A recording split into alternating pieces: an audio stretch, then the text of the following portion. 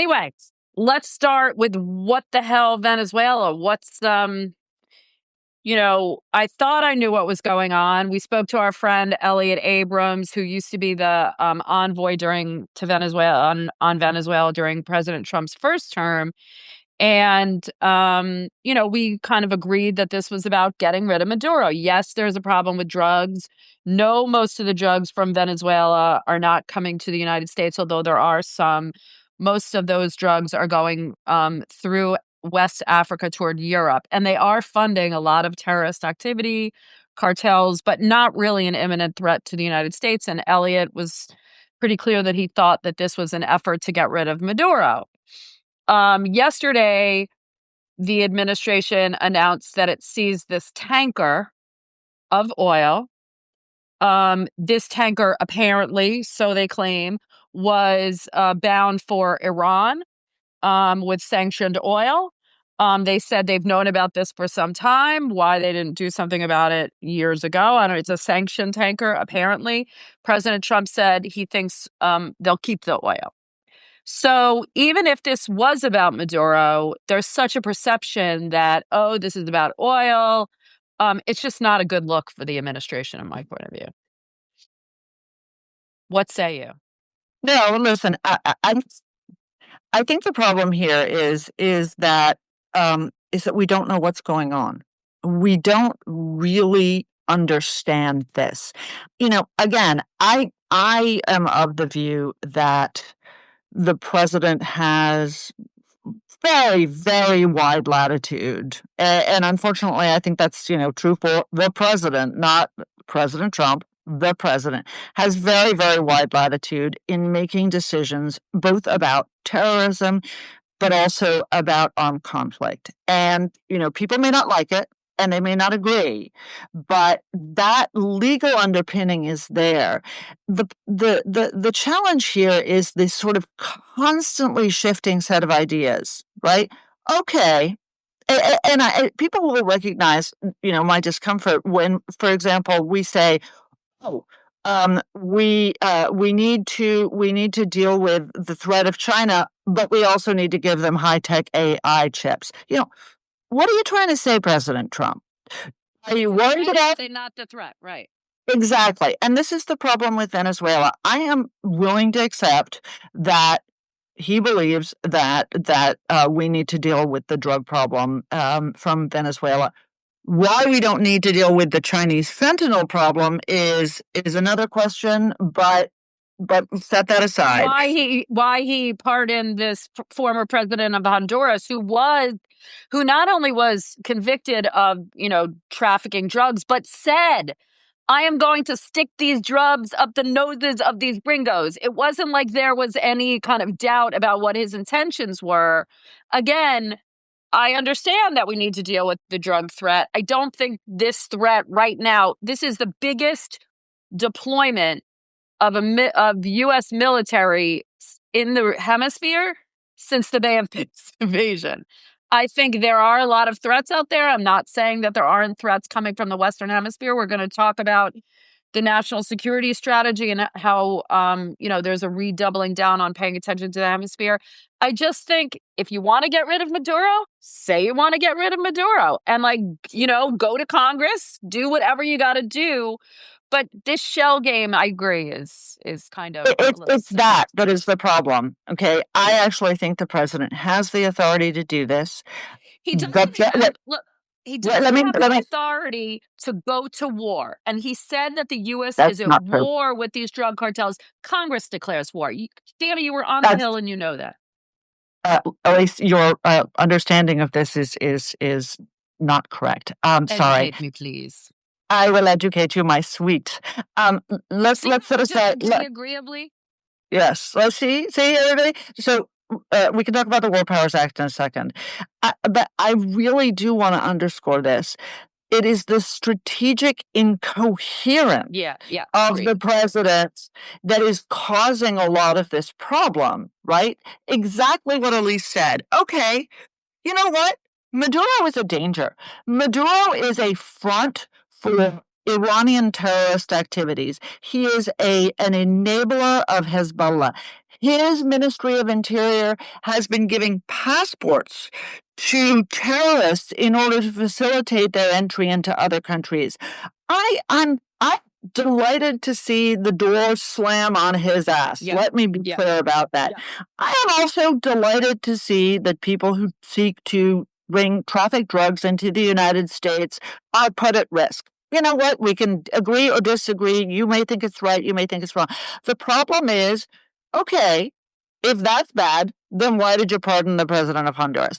If uh, if that's the case, then why is that not your attitude in other situations as well?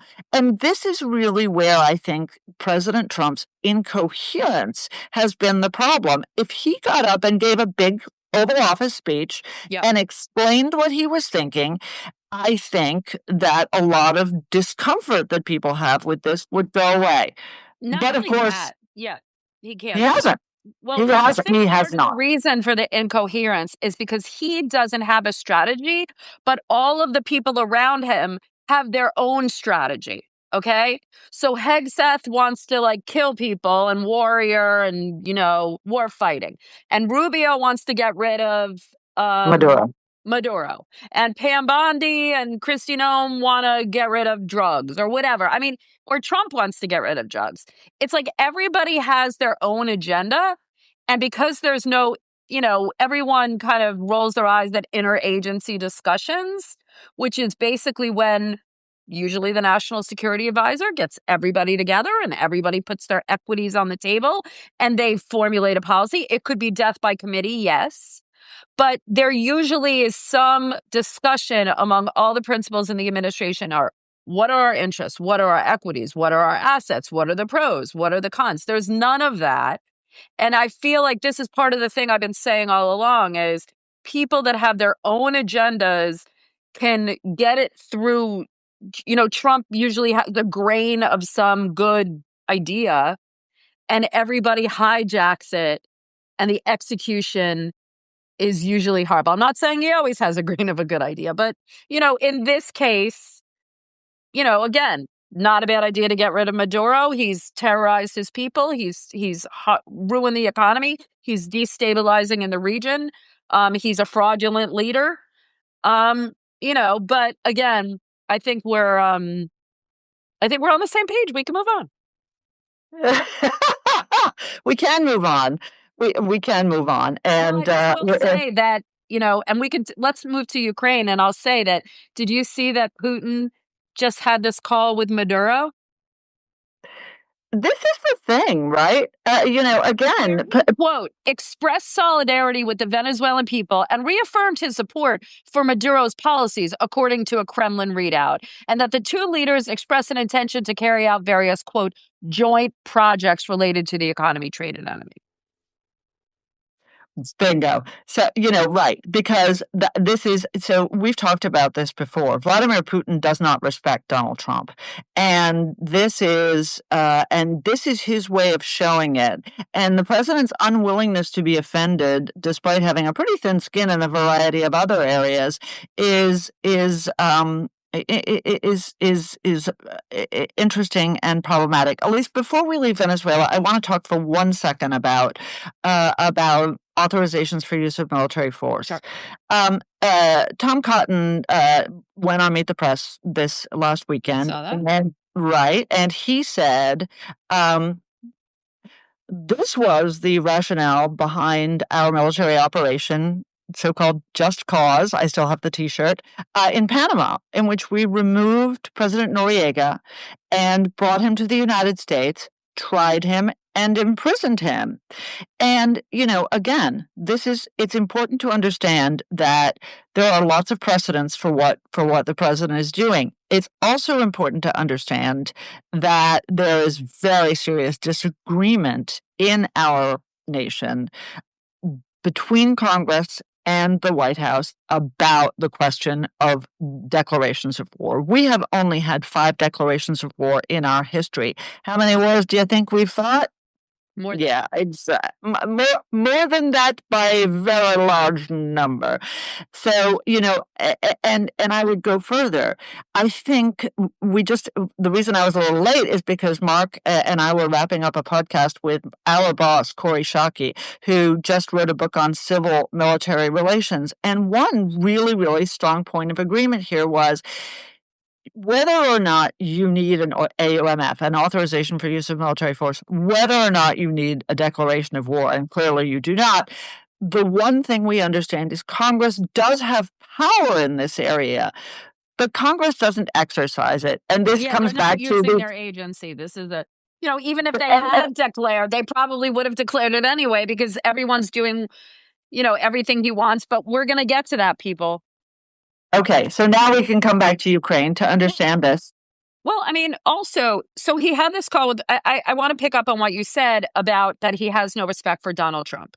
So he had this call with Maduro a couple of days ago or today.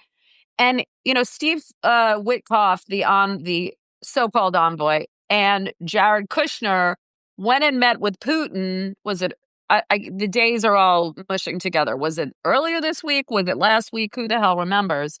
But as soon as they left, there was no agreement on much. I mean, they tried to dress it up as something. As soon as they left, just hours after they left, the Kremlin extended a prison sentence of a former Marine. I don't know if you saw this, but Yeah.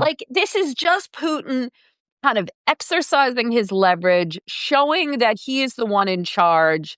This Putin phone call with this Witkoff phone call with, was it Yushakov, the foreign policy aide that was leaked? It just shows that, President Trump has bent over backwards to accommodate Vladimir Putin, and that's not even enough. He just can't. He doesn't have respect for him. And you said he can't be offended. Is he not offended, or is he scared of Putin? And I don't mean because he has a PP tape or anything of that. I just mean, is this someone, is this someone that President Trump is just afraid to take on? No, I don't think that's right. I don't think he's afraid to take him on. But I think I still remember in the olden golden days when a friend of mine at the Washington Post, who is now deceased, told me that Barack Obama's favorite leader in the world was Recep Tayyip Erdogan, the quasi dictator of Turkey. Well, my point is not to note that bizarre relationship, but to underscore that presidents often have terrible taste. They just do. They have terrible taste in who they employ. They have terrible taste in who they like. They have terrible taste in who they ally with. I am less worried about the whys and wherefores of Donald Trump's Proclivities towards Putin. sympathies towards Putin, and more worried about the fact that this is that we really, really need to get an agreement, and this war is just incredibly hard on Ukraine. This war is devastating the Ukrainian people. And for as long as it goes on and we do not get to agreement, more Ukrainians die. Now, again, we can all be willing to fight to the last Ukrainian, much as the Western world was willing to fight to the last Palestinian with Israel. But what we really need is to find a way out of this that does not enable the Russians to turn around and revisit it when they are renewed, strengthened, and determined, as they are now, to take all of Ukraine and destroy it. And so, I understand what's going on. I actually am appreciative of the fact that they haven't come to an agreement because Witkoff, for all that we criticize him, has rejected the maximalist demands. And it's not just the Ukrainians, it's also Witkoff who has rejected the maximalist demands that the Russians have made. Well, I think that's also because he knows that the Ukrainians aren't. I mean, he wants to get a deal. The guy wants to get a deal. And negotiation usually is when both sides feel that they got something out of the deal. And in this deal, I mean, I think Zelensky is ready to cede some territory and is ready to I make agree. serious concessions, but he can't, give him more territory than he has, or he can't give up certain things that the He Ukrainian can't give him people a don't stand for. And, right. He cannot and give him. yeah, Sorry, I was going to say he cannot give him a pathway to a new invasion, and that's right. really that is for everybody who does not understand this. I said it last time we talked as well, but for everybody to understand the Putin's desire for the remainder of the Donbass territory, which he does not occupy but is demanding, is 100% based on the fact that that will provide him a pathway for a future invasion to take the remaining parts of Ukraine that Russia does not currently occupy. And And this these is are the problem. and then it's not just about Ukraine anymore. Then it's about Ukraine's neighbors, and that's why Europe is, we'll talk about Europe too, but the French, the Germans, the NATO Secretary General, I mean, they're all trying to, you know, buffer against Zelensky. Remember, Trump said something recently about, oh, there's no, they don't even, he's not even a legitimate president. He hasn't had an election. Now he's asking, now Zelensky is asking Parliament if it's okay that he has an election during wartime. I mean, Well, they have to first they have to stop martial law because they can't have an election under martial law under their constitution, and so they need to end martial law. It's very hard to end martial law when you're in the middle of a war. But that is not why Zelensky's doing that. The reason is the corruption scandal, and this is a yeah, self-inflicted wound yeah, in yeah, Ukraine that is yeah. just heartbreaking. But again, right? Why does I think he's taking steps to address it. He but got it's rid of been your going man. on. Yeah, yeah, it It's has. been going on under his nose, It's been and going you're on not supposed to. before. It's been going on before Zelensky. I mean, this is one of the reasons that Ukraine hasn't been allowed, not just because of Russia, but the corruption issue has been a thorn in Ukraine's side for years and years and years. And the country is rife with corruption. Zelensky clearly hasn't been able to deal with it. Um, No, you're completely right. And yeah, this is an own goal on the part of the Ukrainians, and that the fact that it was happening in Zelensky's office yeah. is heartbreaking. Heartbreaking for him as well. Anyway, let's talk Just about Europe.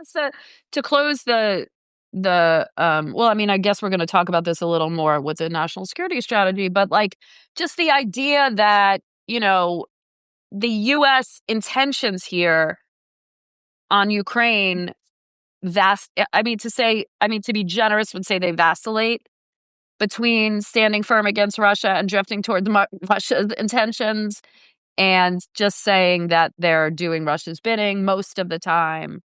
Um, No, that's not true. Look, that's at the end of the day, you know what? I agree with you. There's a lot of vacillation. I agree with you that there's a lot of strategic confusion from the president. First he's saying this, look, Zelensky this, Zelensky that. Then he says, I think Ukraine can win the war and take some Russian territory. I mean, this is all sort of, leaping around in a way that is very confusing and is bad for the United States. But I will say this. We have done more during the Trump administration for the Ukrainians than any previous Democratic but administration I did. agree with you. But when it's time to end the war, it's clear, like the deal that continues to shape up is clearly in Russia's favor. Look, I actually don't think that the 19-point plan that ended up being the one that the Ukrainians were comfortable with was in Russia's favor in any way. And I would add that the United States is contemplating providing security guarantees and has offered security guarantees that are tantamount to an Article 5 commitment. For folks who don't know what that is our NATO treaty obligation to our allies. That means that if one country in NATO is attacked, that other countries in Other NATO countries. are obligated to come to their defense. Well, an attack on one is an attack on all, is basically what it boils down to. Yeah. Right, but that sounds like That sounds like that sounds like a slogan when in fact this is really a very serious commitment that Yeah. the Trump administration is proffering to the Ukrainians that is intended to be a very serious deterrent to Russia actually invading again. So I have a lot of criticism for Trump's negotiators. I have a lot of criticism for the president's own rhetoric and, as you rightly say, vacillation. But I will say, in fairness, that this administration, militarily and in terms of security guarantees, has contemplated doing more for the Ukrainians Well, and than Joe Biden ever thought about. well, and trying to end Right, the war, I right. mean, So there. So what's the common denominator between Venezuela strategy and Ukraine strategy? tell us. There is none. But I'm fun. Next, national security strategy. I wrote something, Dany wrote something. We'll both put it in the show notes. I mean, I think there's a lot in the strategy that isn't bad, and I'll say I think it's good to focus more on the hemisphere. We've neglected it for successive presidencies, and that's really allowed China, Russia, Hezbollah to get in there and make relationships, not just dangerous political relationships, but economic benefits as well. I think, as Dany wrote a very good article, Europe needs to spend more on defense. Successive presidents have tried and failed. President Trump has gotten NATO members to pony up more for defense spending. And the GDP of the Europeans has not, really carried their weight. And so do other wealthy nations that are, you know, their own share of defense in general, not just NATO, but, personally, should Japan and South Korea spend more on their defense? Maybe. The critique of China, I think, is fair. The emphasis on economic competitiveness. These are all legitimate strategies and that address real problems. My take is that I also feel like that doesn't mean that we have to abandon what has been respected about American leadership, you know, since what, World War II, even longer. Which is that we care how other countries treat their people. And basically, this national security strategy is very much like, you do you, we'll do us. If our economic benefits align, great. That's Okay, so Elise, I think the problem here is that you and I and a lot of our listeners care about how countries treat their citizens. We wouldn't have pulled out of Afghanistan if we cared how countries treat their citizens. We wouldn't have pulled out of Iraq if we cared about how countries treat their citizens. We wouldn't be supporting General Sisi in Egypt if and when I say we here, I mean Obama, Biden, and Trump. Okay, so the idea that America is in the human rights business and the human freedom business is frankly not as not as true as it once was. that's And in fact, I would say go further, and I would say that we, generally speaking, have not been in that business since the end of the Cold War, with the brief exception of George W. Bush's presidency. We have forgotten this, and we have not updated our programs, we have not updated our principles, and we have not had presidents who honestly, beyond the rhetoric, care about these things. When I look at what the Taliban is doing in Afghanistan, when I look at and yes, you are right, Irene, Hungary in 1956, for sure, not to speak of Czechoslovakia in the 60s. When I look at what the Taliban is up to in Afghanistan, it is a disgrace on our nation that we don't care about that, and that happened in 2022. right. It did. It Well, did. Trump made a So deal. I mean, Trump is it's not just it's both Republican and Democratic administrations. I think. exactly, it's a bipartisan problem. It really is. And I mean, Now, look, during the Arab Spring, we we started to, and then we're like, you know what? This is too hard. Yeah. Thanks. Bye. Right. It's too right. It's too hard. And I use the same expression all the time. Enemies come to work every day, and we do not. And you and I have criticized the Trump administration. You and I have criticized the Trump administration for a lack of process, which I think is a totally spot on slam. The fact that we don't have an assistant secretary of state for Middle East is absolutely a disgrace. But then more and more and more. Yes, but not in, like, for example, the Middle East. Right. This is a huge problem, but the reality is that we have long since stopped coming to work every day on a whole variety of these issues, whether it's on Africa and the spread of ISIS and Al Qaeda and related groups in sub-Saharan Africa, whether it's what's going on in Southeast Asia, Burma, Cambodia, Thailand, not to speak of the fact. Solve all those wars? He says he has, but in fact, I of mean, course. look, again, I think, again, we go back to, Trump is trying to solve the Middle East, solve any of these many 990 whatever wars. The execution is where we get off. But I think that you're right. But there's this, I think maybe it's in rhetoric, but there's just this cold, calculating meanness that's emanating from this administration that makes me very, like, we don't care about people's, we don't care about U.S. global leadership. It's about might makes right, or economic right makes might, or whatever the phrase is. But there's this coldness. So you're lamenting the end of the hypocrisy. Is that what you're saying? You're lamenting the fact that previous administrations talked about it but didn't do it, and this administration doesn't even talk about it. Is that it? No. Oh, Dany. Yeah, kinda. Actually, yes. No. Yes, actually, yes. Allies. We don't even care about allies anymore, do we? Elise, I would say, and I know our listeners are not going to adore this, but I would say that Donald Trump has done more to bolster the NATO alliance than any president in 50 years. So, actually, the fact that we were able to I would say, engage in a little bit of tough love, or maybe I gave it's him credit for that. I gave him right, but so that is what constitutes caring about allies, is having an alliance that's real, having allies that can actually defend themselves. Hey, can I ask you a question? Mm-hmm. What do you think about? Did you see the Secretary General of NATO saying that the Russians are on the verge of trying to attack Europe? What? I didn't see that, but I mean, what's that about? I see those comments, but it's obviously a fear that if we're ready to abandon Ukraine, and again, I understand that you say we're not, but you know what I mean? Like, clearly, isn't this an intention of his?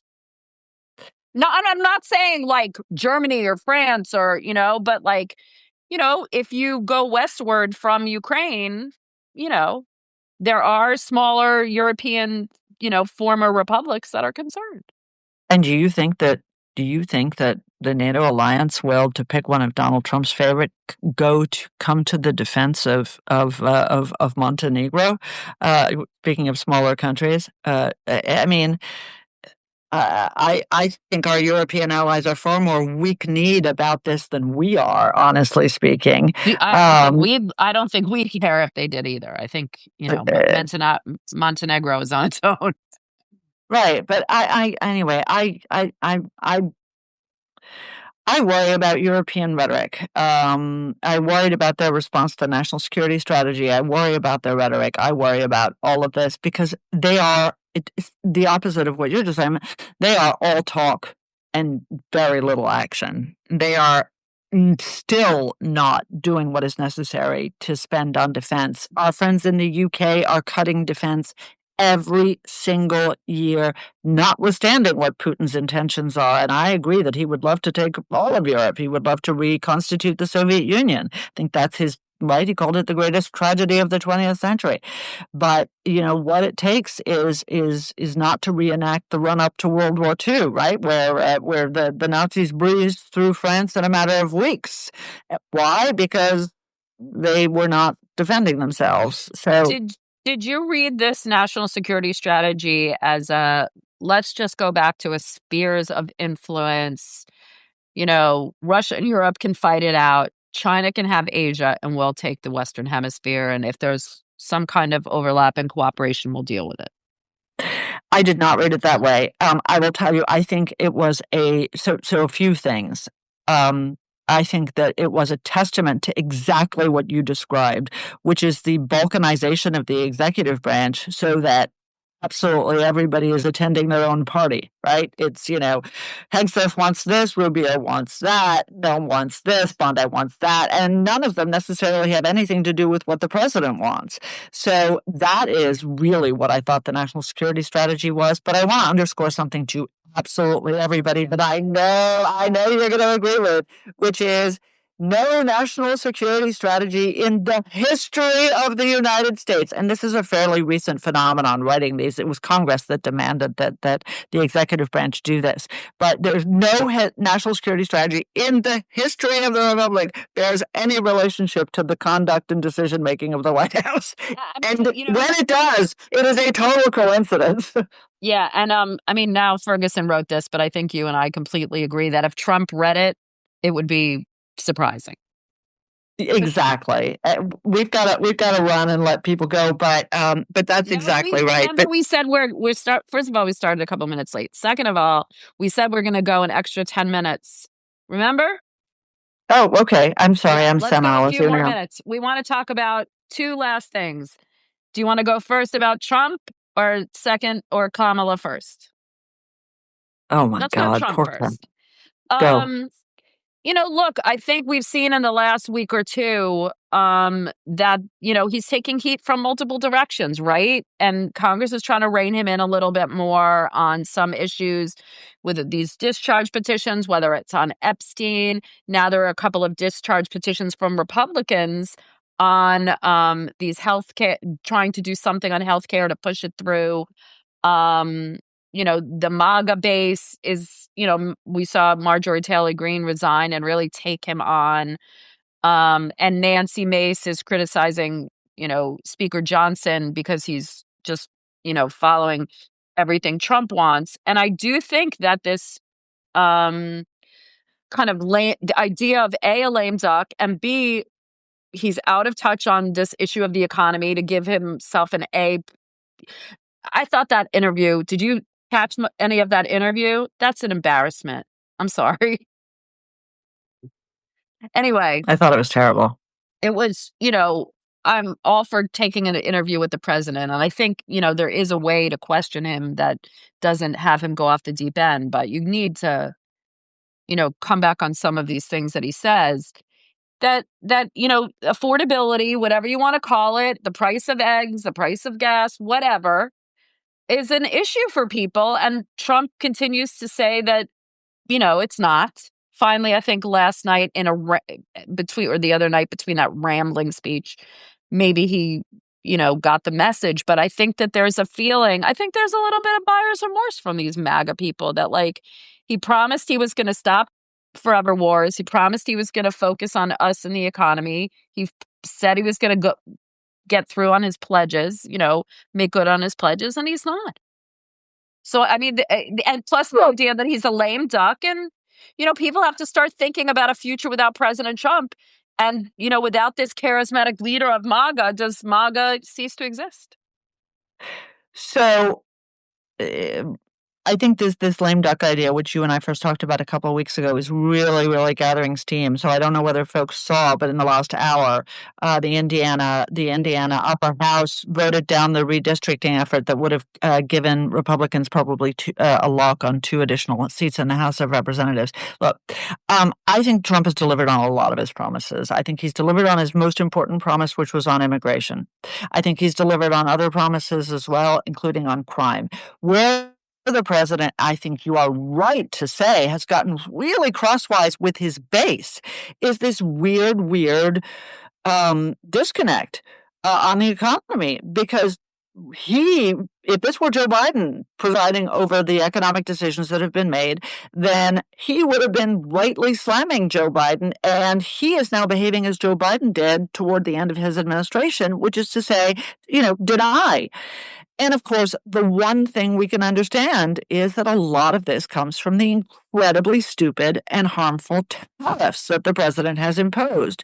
And he's not just lying to other people about this; he's lying to himself about the wisdom of these tariffs. And I am only hoping that within the coming days and maybe weeks, the Supreme Court is going to save us all and say that the president does not have the authority under IEPA to impose these tariffs, because that will at once be a shot in the arm to our economy, to our farmers, to our manufacturers who are being harmed by these tariffs, and stop Trump from using this incredibly self-destructive tool. So I think that's hugely important. And I agree with you. He's so tone deaf on this. It's just weird. What I don't understand is why he doesn't think, and this is this whole thing about health subsidies, which we disagree with, but speaking as one who wholeheartedly.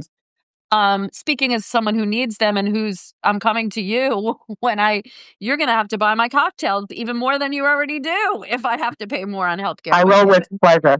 But anyway, why the Republicans and Trump don't understand that when it comes to pocketbook issues, the price of things are not Republican or Democrat. And I don't understand why he doesn't get that his voters are going to be screwed if prices don't go down, if healthcare doesn't, if those healthcare subsidies aren't extended. Like he thinks that this is just because the Democrats are favoring these policies, that he thinks it's just going to touch Democrats.